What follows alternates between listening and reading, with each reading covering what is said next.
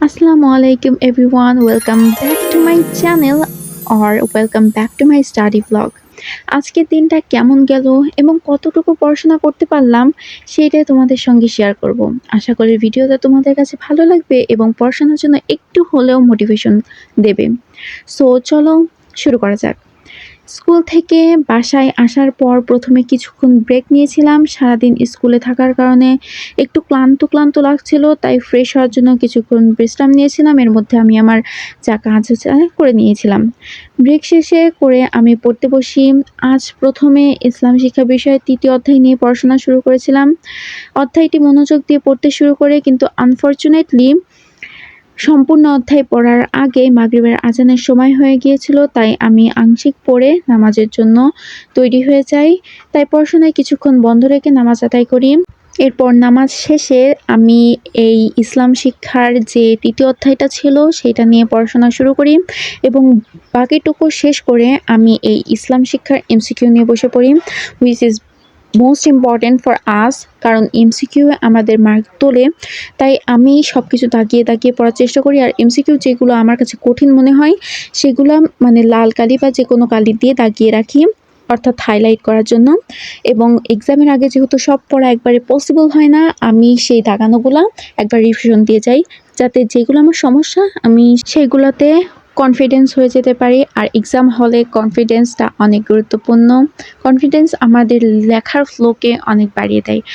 আর তোমাদের আরেকটা বিষয় জানিয়ে রাখতে চাই, আমার কাছে তোমরা যে স্ক্রিনে যেই পুরুত্বহালা একটা ফাইল দেখছো বা যেখানে ডকুমেন্টসগুলো দেখছো, সেটা আমার ইংলিশের পুরা একটা ডকুমেন্টস।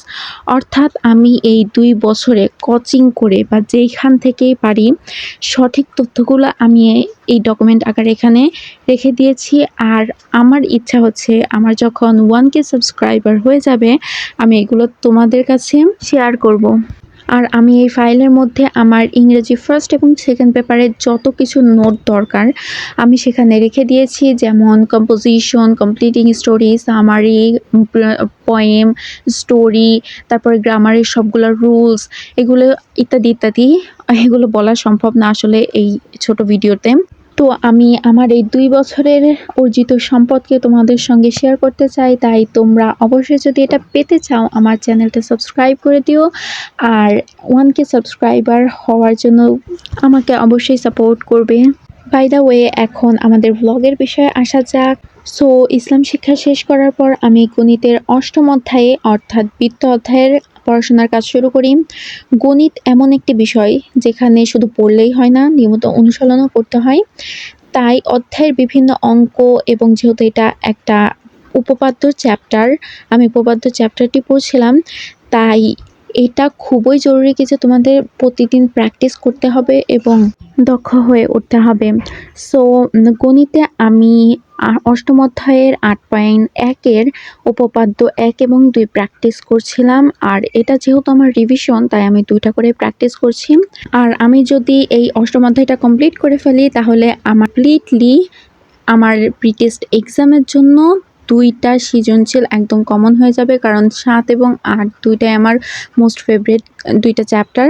সো আমি এটা কমপ্লিট করলাম। তারপরে রাতের খাওয়া দাওয়া, নামাজ কালাম যা কিছু আছে সব কিছু সেরে নিয়ে তারপরে গণিতের যেই বাকি অংশটুকু ছিল ওইগুলোও পড়ছি এবং লিখছি।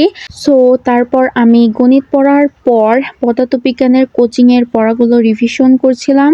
আর কোচিংয়ে যা পড়ানো হয়েছে সেগুলো আবার পড়ে নেওয়ার চেষ্টা করছি, বিশেষ করে ফিজিক্সের ক খগুলো। আর যেহেতু গ ঘয়ে অঙ্ক আছে সেজন্য আমি ক খগুলো আলাদা করে পড়ে নেই, যাতে পরবর্তীতে আর কোনো সমস্যা না হয়। সো সেগুলো পড়ে নেওয়ার চেষ্টা করছিলাম।